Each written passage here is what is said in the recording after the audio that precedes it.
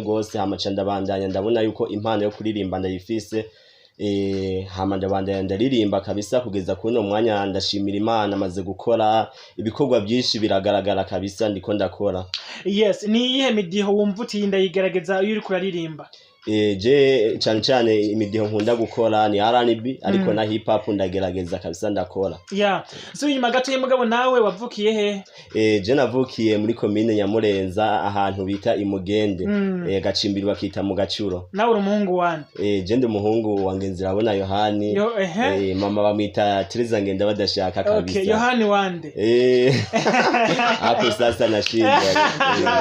Hapo unashindwa. Kweli. Mbabarira number 7 nawe, let's go with this track. Kill it. Yes, saya. Mutima uranyibutsa nanje ntimbabarira icuti n'abagenzi mbabarira hajya ubutoni ubutindi mbabarira. Zanizera ko mwazumvise. Jewe nta majambo afise, nibaza ko ijambo rinini mufise bw'abafana. Reka nakira abandi babiri babavugisha amace dusozera. Ni sahiba yabaye nto y'ibintu biryoshe no kubwira rimwe gusa rimwe ricanda. Gatatu halo ko.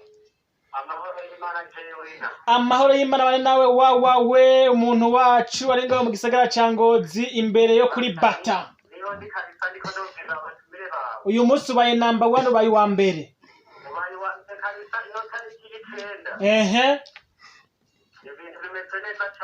Ibintu nubuki, ibintu n'amavuta.